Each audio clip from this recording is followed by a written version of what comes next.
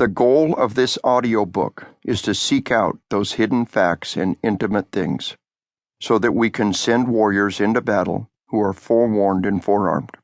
As Shakespeare put it, all things are ready, if our minds be so.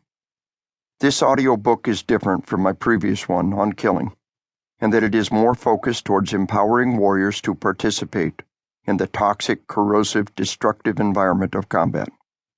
Today, more than ever, we need virtuous, competent warriors to serve in our military, law enforcement, and many other fields. It is my hope that this audiobook can assist them.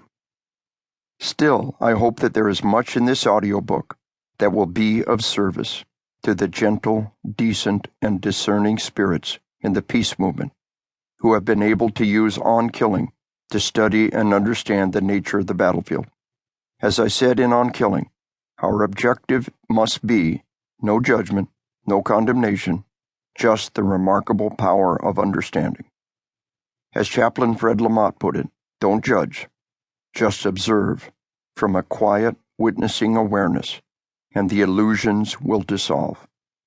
Just let the research and the warrior's words speak for themselves. Lauren Christensen and I are warriors, but we have struggled to craft the words that will communicate our respectful acknowledgement of the views of others.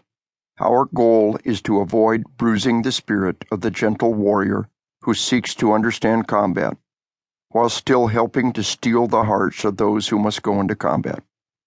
In the words of Alexander Pope, "Cursed be the verse, how well soe'er it flow, that tends to make one worthy man my foe." Knowing the truth about combat is of value to warriors, to citizens who rely upon warriors, and to those in power who would send warriors into battle. Combat is not antiseptic or dry. It is just the opposite, a septic, toxic realm, wet with tears and blood. And the more we understand this, the more likely we will be to explore other options for resolving conflict. May these words be of some small service in such worthy endeavors.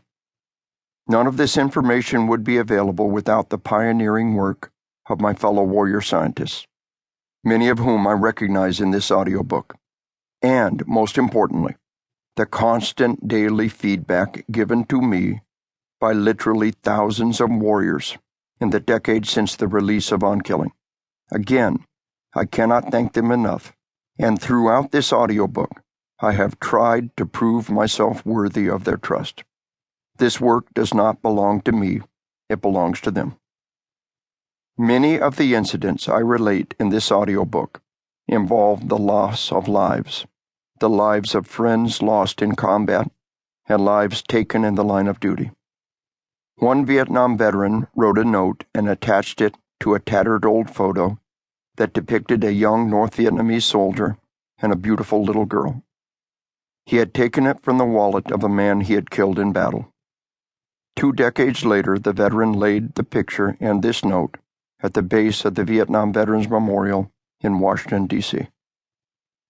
For 22 years, I have carried your picture in my wallet. I was only 18 years old that day that we faced one another on that trail in Chu Loy, Vietnam. Why you didn't take my life, I'll never know. You stared at me for so long, armed with your AK-47, and yet you did not fire. Forgive me for taking your life. I was reacting the way I was trained, to kill VC. So many times over the years I stared at your picture, and your daughter, I suspect.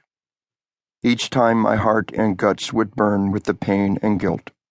I have 2 daughters myself now, and I perceive you as a brave soldier, defending his homeland. Above all else, I can now respect the importance that life held for you. I suppose that is why I am able to be here today. It is time for me to continue the life process and release my pain and guilt. Forgive me, sir. Offerings at the wall. May this book be a humble shrine to all the young warriors across the centuries. We will never know the countless young men and women who went willingly into the heart of darkness, into the toxic, corrosive, destructive realm of combat. This is my humble shrine to them, and to all the young men and women who do so.